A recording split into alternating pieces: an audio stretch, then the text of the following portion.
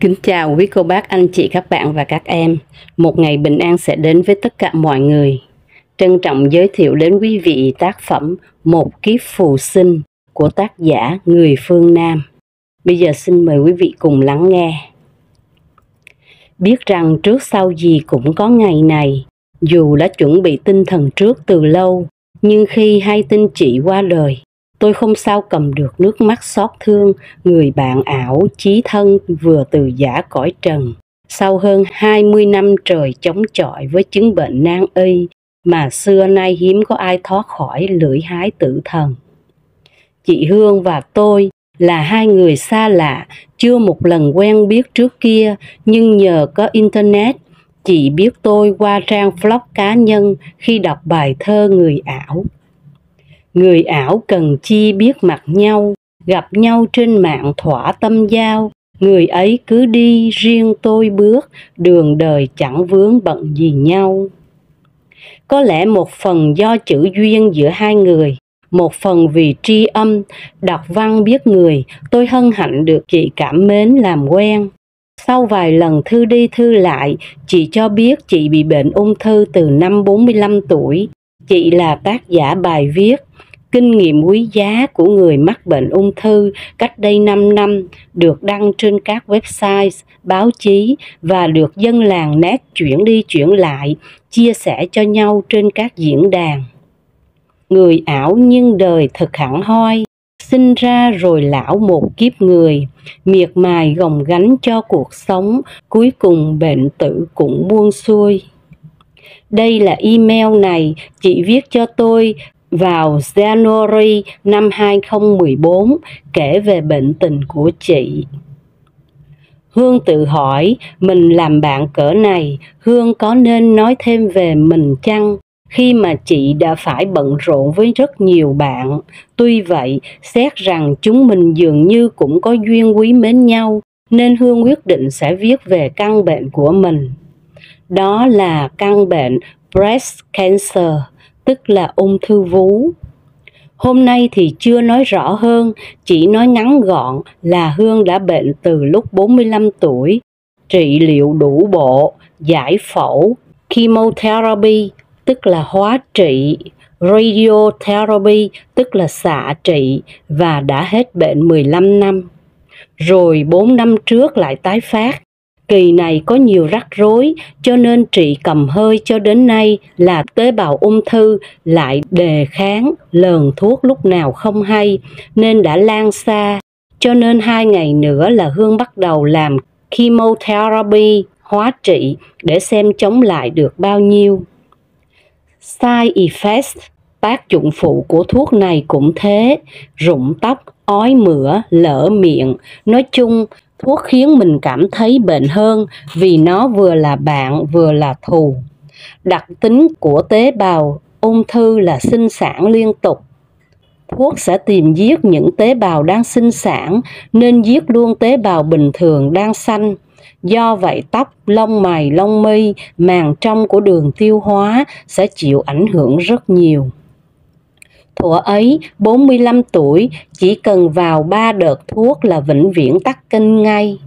4 năm trước, Hương có viết một bài về cancer cho một người bạn. Nào ngờ bài này được đăng trên rất nhiều website như Nha, Y, Dược, Ba Cây Trúc, Bảo Mai, ngay cả trên một số tờ báo.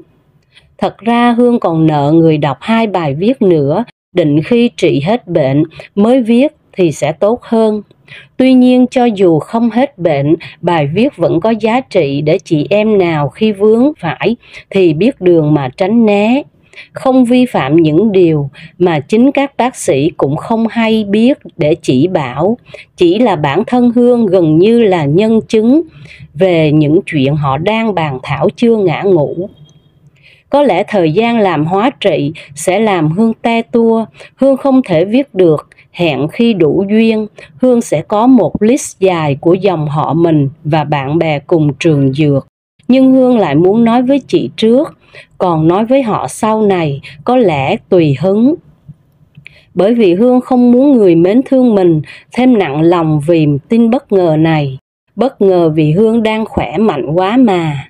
Tại oncologist, bác sĩ chuyên khoa ung thư, thiếu kinh nghiệm theo dõi bệnh, thuốc đã bị lờn mà không theo sát để cho nó phát triển freely, phát triển tự do.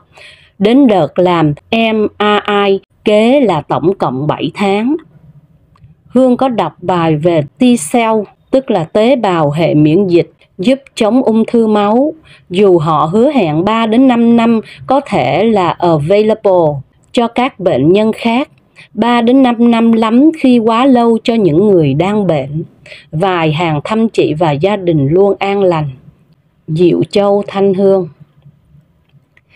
Chị Hương là một người phụ nữ đẹp, đẹp như minh tinh, đẹp từ khuôn mặt tới vóc hình, càng đẹp hơn khi chị biết cách trang điểm và siêng năng chăm sóc nhan sắc cũng như giữ gìn sự trẻ trung. Chị gửi cho tôi rất nhiều hình ảnh đẹp của chị do ông xã chị chụp từ sau khi bác sĩ cho biết tế bào ung thư trong người chị phát triển trở lại với chiều hướng xấu xa tệ hại. Ngoài hình ảnh, chị còn đang tặng tôi một chiếc khăn len hoàng cổ màu hồng phấn nhạt, thanh nhã. Chị bảo tôi nhận được thì chụp hình gửi cho chị coi có hợp với tôi không. Tôi cũng chiều ý chị cho chị vui.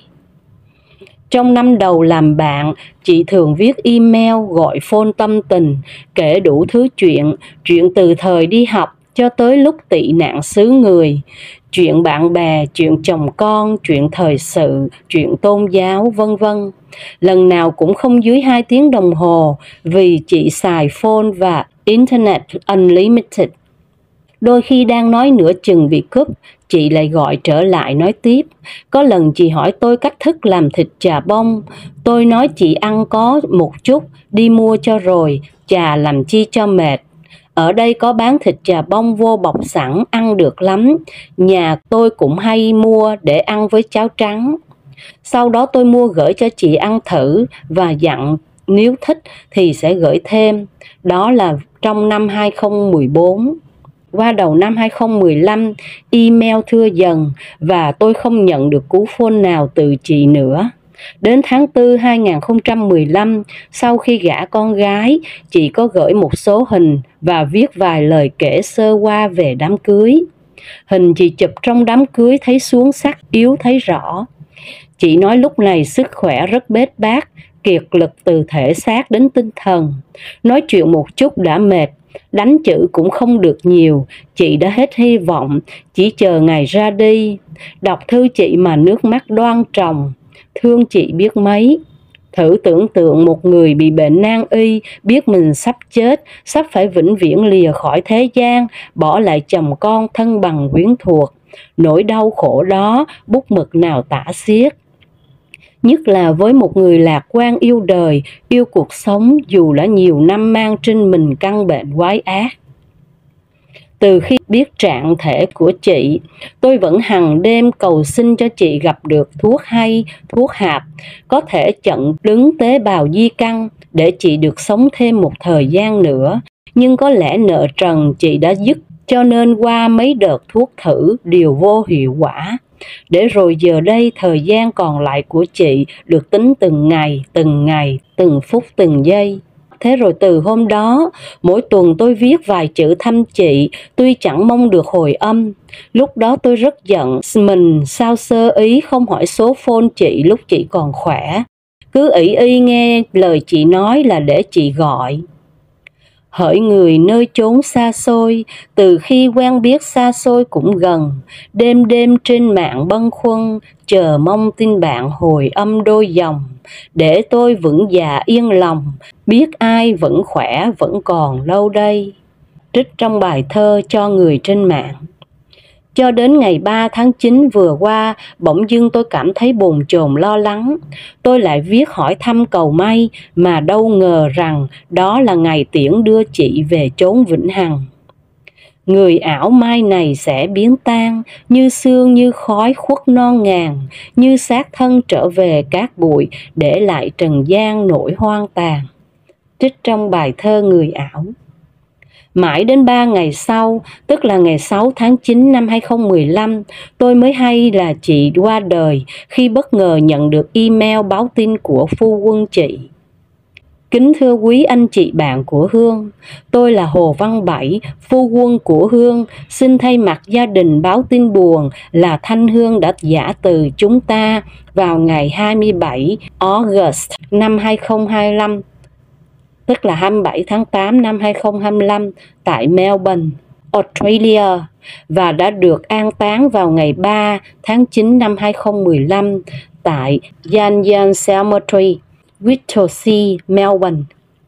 Xin lỗi tôi báo tin trễ vì không tìm được email passwords của Hương để biết danh sách của quý anh chị bạn của Hương. Có lẽ đa số anh chị trong list này đã biết tin rồi và có thể nhiều anh chị cũng chưa biết. Thôi thì tôi cứ gửi và cho phép tôi nói đôi lời về người bạn đời vừa mới ra đi. Thanh Hương đã phát hiện breast cancer cách đây 21 năm. Mastectomy đã cắt bỏ vú, chemotherapy hóa trị và radiotherapy xạ trị trong năm 1995 đã giúp Thanh Hương free 15 năm tưởng chừng như đã hoàn toàn thoát khỏi bệnh. Năm 2010, bệnh tái phát, Thanh Hương phải qua nhiều lần chemotherapy, radiotherapy và hormone therapy. Nhưng những lần sau này hiệu lực của trị liệu chỉ kéo dài khoảng 8 tháng hay ít hơn trước khi đổi loại thuốc khác. Năm 2014, bệnh trở nên more aggressive hơn, tạo ra nhiều đau đớn do phù bạch huyết. Một cánh tay bị bại liệt sau 6 tháng, thử nghiệm lâm sàng thất bại. Thanh Hương biết rằng đã đến lúc căn bệnh ung thư đang hủy diệt niềm hy vọng mong manh. Với sức sống vẫn còn mãnh liệt và với tinh thần lạc quan positive nhờ hấp thụ nhờ Phật Pháp mà Thanh Hương đã từ lâu thích thú tìm hiểu. Nói chuyện với Thanh Hương qua điện thoại, không ai biết rằng sức khỏe của Hương đang trên đà xuống dốc và đang đối diện với tử thần. Mỗi lần đi bệnh viện làm chemotherapy, hóa trị, Thanh Hương dressing up và nhờ tôi chụp nhiều hình tự làm một video kỷ niệm dành cho thân nhân và bạn bè thân thuộc mà có lẽ nhiều bạn đã xem rồi. Quý anh chị có thể xem lại theo link sau đây để thấy tinh thần lạc quan dù đang trên biên giới sống chết. Trong 2 năm cuối, tôi và Hương đã đi rất nhiều lần đến thăm và nằm trong bệnh viện và cuối cùng căn bệnh ung thư đã tiến triển đến giai đoạn 4. Hạch bạch huyết đã vào cổ tử cung, vào bọng đái và vào phổi. Thanh Hương đã thật sự lost the battle against cancer sau bao năm can đảm chịu đựng. Hương ra đi với vẻ mặt bình an, như đang say ngủ. Nàng đã thật sự giải thoát trần gian phiền lụy khỏi gông cùm của bệnh hoạn, để lại nhiều thương tiếc cho thân nhân bạn bè. Nếu anh chị nào muốn nhìn lại hình ảnh cuối cùng của Thanh Hương, xin vào link sau đây. Hết rồi một kiếp phù sinh, người đi để lại ân tình luyến thương. Đành rằng 2 chữ vô thường, nhưng sao vẫn mãi vấn vương giọt sầu. Kính chào tất cả anh chị bạn Hương đã chia sẻ tâm sự của kẻ ở lại. Kính chúc tất cả khỏe và bình an. Ký tên 7. Chị Hương ơi, cuối cùng chị đã được giải thoát khỏi bệnh tật đau đớn mà chị phải gánh chịu trong suốt bao năm qua. Người bạn ảo này rất buồn nhớ chị, nhưng đồng thời cũng mừng cho chị đã trả xong nợ đời. Chị hãy yên nghỉ đi, cuộc đời này phù du giả tạm, không có gì đáng cho mình lưu luyến tiếc rẻ đâu. Thế gian chỉ là quán trọ mà những kẻ lữ hành chúng ta, sau một thời gian dừng chân tạm trú, thì kẻ trước người sau ai cũng phải trở về. Cầu nguyện cho hương linh chị sớm được siêu thoát vào cõi niết bàn, yên giấc ngàn thu. Hẹn gặp lại nhau chị nhé. Người ảo giờ như sương khói tan, để ai trên mạng buồn mênh mang. Chuyện 1001 trang chưa viết hết, đành thôi hẹn lại chốn suối vàng. Tác phẩm Một kiếp phù sinh xin được phép dừng lại ở đây. Chân thành cảm ơn quý vị đã lắng nghe. Hẹn gặp lại mọi người vào lúc 6 giờ sáng trên kênh Cô Khanh đọc truyện và lúc 20 giờ trên kênh Truyện Mới Mỗi Ngày. Xin chào.